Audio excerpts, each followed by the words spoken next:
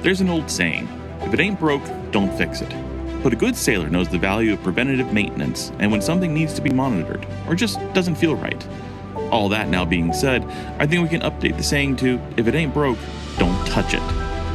We are Paige and Daniel, traveling with our Great Dane Winston and our 38-foot catamaran to see what lies beyond the horizon. Thank you for your support, and a big shout out to all of our patrons who help keep the dream alive. Okay, so we were getting ready to go to Mangrove Key and on to Great Sail Key up the Abacos. And so Daniel hops down and does some engine checks, and he finds a little concern, and I'm just going to let him follow up with this. Since before leaving Florida, I had noticed our starboard engine looked a little low on oil. On our starboard engine, the oil level, like my fingers are the two dots, and the oil level was here. On the port engine, the oil level is right there, right at the top dot, meaning it's full. And I go in and do my engine check today, and it's still, on the starboard engine, it's still right in that middle spot, maybe a little bit lower. So I'm like, okay, it's, half a quart to a quart low. So I go and start putting oil in it, and I don't know if I got distracted or what. Maybe I just wasn't paying much attention, but I put in probably a quart and a half, 2 quarts too much. And I thought to myself, well, maybe it just needs to settle. I'll let it run through the system. Maybe it's just sitting there. So I turn on the engine for 30 seconds, and turn it off. And I come down to take a look, and there's oil splatted all over the outside bulkhead. That's a problem. We need to start getting it out. So I crawl underneath there and open up the drain plug and start draining it out by hand. And I get it down to where the oil is now right at that second dot. And, I replaced oil filter, reinstalled all of that. And turn it back on, let it run, let it get up to temperature. Everything seems great. Then I put some power to it. Now it's starting to spit oil out, and it's not a drip. It's actually like spitting. So there's somewhere in the pressurized oil system that has now the gasket has blown, and I probably don't have the gasket for it, nor do I have the ability to get to it, because I'm pretty sure this is an engine pull situation. And we're at West Bay, or West End, Grand Bahama. There might be a diesel mechanic that is around here somewhere that can do this. Our best bet is probably Marsh Harbor, but this might be the end of our cruising season. And I did it.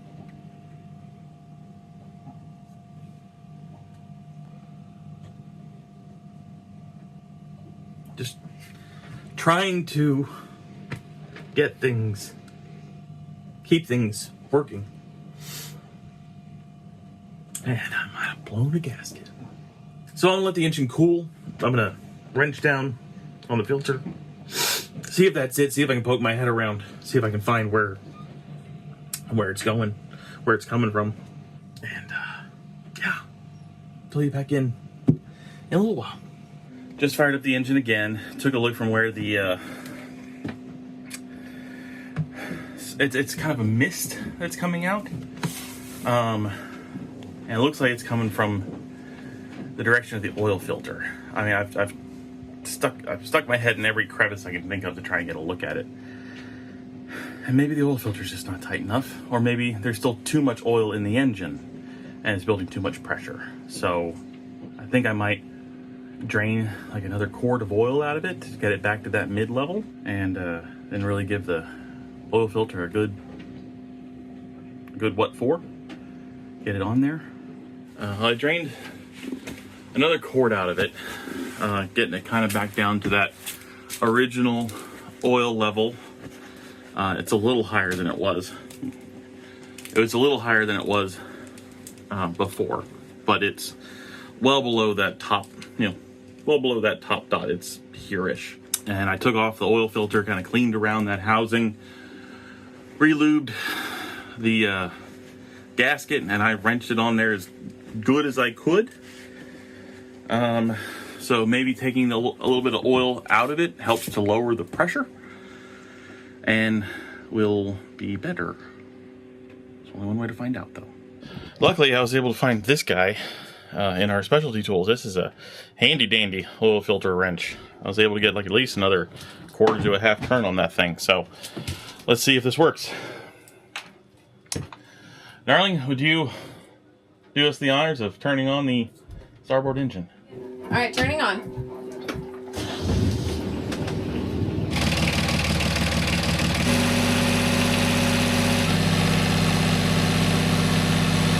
All right, give me 2,500. All right, 2,500. Go ahead and shut it down. Go to neutral. Stopping. It's not nearly as bad as it was. I can try and wrench down the oil filter a bit more. That might, that seems to have helped, but I think it's also, there's more oil in the system than there was. And it might just be that there is a minor leak somewhere. But that's why we do engine checks before we turn our engines on, and we don't overfill our engines. I don't think that there's a blown gasket anywhere. I think that there's a little leak, and I'm going to try and wrench down on the oil filter a little bit more, because I think that's kind of where that leak is coming from. So it sounds like you're saying that the season's not completely shot, that we can limp along with leaky oil engine. Yeah, we can limp along with a little bit of a leak in our engine. You know, Captain Ron said, you know, that diesels they love their oil. Yeah, diesels love their oil like a sailor loves his rum. That's gonna happen. That's gonna happen out there. Oh, I love that, man. That does look like a funnel, right? Yeah, that totally looks like a funnel. So I wasn't expecting to come to the Bahamas and find tornadoes, but that kind of looks like a funnel. Sure does. I was like, Daniel, come up here. Come take a look at this. And he's all taking his time, putting shit away. I'm like, no, like right now. Oh, that just seems like par for the course for today. I don't think I like the Bahamas. Daniel's making fun of me. That's something I said last year after a week of awfulness and dragging anchor for 500 feet, and it was bad. But this isn't so bad. We had an absolutely lovely day yesterday, hanging out, just relaxing on anchor. You know, it was a beautiful storm, an even better rainbow. It was stunning. But now we are ready to see some other things. So we're gonna head up. I think we're gonna have some good sailing in today, and get over to Great Sail Key.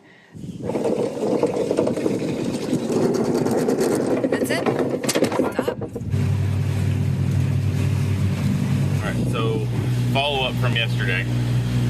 We're on our way. We have the starboard engine running 2,500 RPM, and it's still spitting oil. There's still more oil in the engine than there was and there has been in the past. I'm going to check it again in about an hour, turn off the engine, get a reading on the dipstick, and see what's going on, and we'll come up with a plan.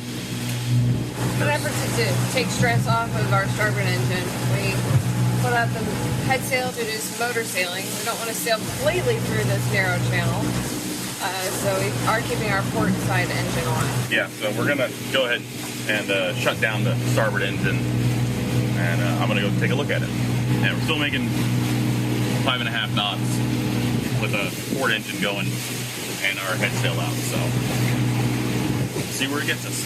ETA is before sunset. That's important to me. I want to get there wherever we're going before the sun goes down to make it easier to anchor in a new place. All right, here's the rub. We either turn around and go home, or we continue on Marsh Harbor and try and find a mechanic there. The oil level is well below where we started this morning. Yep. I blew our engine. I really don't want to go home. Really don't want to go home. That means back to the States. I feel like we worked so hard to get here, and it's... Anyways, so that's where we are. But we we'll get to our anchorage tonight because we'll do that, right? And then I guess I don't even know anymore. But we'll do that, and then we'll reach out to. I'll start reaching out to friends, see if somebody knows better than we do, and we'll go from there. All right, so we are gonna bust a U-turn. We're gonna head to Freeport and see if we can get to a marina with a diesel mechanic to figure out our starboard engine problem. Okay, that'll work. All right, thank you, sir. All right, so that was one of Bradford Marine's project managers. They're gonna get us all set up. Probably be able to have a mechanic come take a look at it tomorrow. He said worst case scenario, we'll have you out in 5 days. Sure, it's only gonna be like $1,000. Yeah, no doubt. It is going to be so much more expensive than it would be to get it taken care of in the States. But we're here. And they always say you should double the amount of time that they tell you it should take. So if he's saying at worst case scenario, it'll take 5 days, it'll probably take 10 days or more. And thus is the price of stupidity. Yeah, stupid costs money. This is turning into a great season. We just got to get all this bullshit aside at the beginning, right? And then we can enjoy. You know, the thing is that Daniel was just trying to do right. He was just trying to make sure that the systems were all optimal and in good shape. I don't want him to be discouraged to do things again. You know, it's not like don't touch it, you're gonna break it, you know. But sometimes it's better to wait till it's broken before you start messing with it. There is something to be said about preventative maintenance, but I don't know what I was trying to prevent other than just, oh look, the oil's not fully full. This is also just boat life. This is just what happens. This is what happens when you're an inexperienced boater, an inexperienced mechanic, an inexperienced everything. After speaking with our friend, who's much more knowledgeable in these things than we are going to just stop exactly where we started today, drop our anchor, and reevaluate the situation. Do a filter change, and just like you recommended, and hopefully that solves our problem. So again, that's just me being stupid twice. I mean, I've changed oil on cars before, and I know that you don't wrench it down. I know that in my brain. I know that. And did I still do it anyway? Of course I did. Perfect. New oil filter, lube the ring, always lube the ring, and just on and give it a little quarter turn, pass tight. That's what I've always done with every oil filter I've ever done. Is it really what you've always done with an oil filter? You know, it's the exception that proves the rule. Oh, trying to maintain some humor through all this, right? Let's just go see what it looks like right now. Well, no squirty squirt right now, but it wasn't doing that earlier anyway. So, you want to give us 2,500 RPMs? I'm all over it. 25 RPMs. Well, it's definitely not as bad as it was. There is still some oil spraying. Now, I don't know. What I'm thinking is that the engine's just kind of coated with all the vibration stuff. It's just like sort of vibrating the oil out. So then that tells me that we need to wipe everything down and try to clean it as good as possible so that we don't have any doubt about things splattering about, right? Yeah, that's kind of where I'm at right now. So, but yeah, I mean, compared to where it was at 2,500 RPMs this morning, it is, I mean, 90% less than it was. So. I backed off on the oil filter a little bit because I thought it might have been too tight, so I just need to tighten it down again. I think I backed it off on it too much. So. Did you make more mess? Of course I made a bigger mess. Try it again. I don't understand. It's just hand tight. I mean, it's not, you know, I don't understand. Turning her back on. One more time. Well, I don't think it's the oil filter. I've tweaked it, turned it every which way, and I don't think it's the oil filter. It could be the oil pan gasket. Yeah, might be where we're at. And the conditions at the anchorage that we're in right now just get worse. So we were so excited to get here to the Bahamas. Got 180 days, and we can't get past our port of entry. There's a lot of roller coasters of emotions today, from disappointment to anger to sadness. Okay, so there are 3 options on the table. 1, we go to West End, or we go to West Palm, or back to the States. We don't like that. We don't want to do that. 2, we go ahead and go to Freeport today, but even from where I'm standing here and looking just at the end of the island, the conditions are deteriorating out there as I speak. Option number 3 is we go into Old Bahama Bay Marina. There is a diesel mechanic that can come in from Freeport to take a look at it. I don't know, we're here. Yeah, we're here at Old Bahama what's the Bay. next step? We're gonna get ourselves plugged in and all that fun stuff, and call the yard, and they said they can come out here and help us out. I guess in the meantime we can work on a little projects here and there and maybe explore this area. I'm trying to make the best of this, and I don't know how well I'm going to be doing with it, but it's going to be awesome.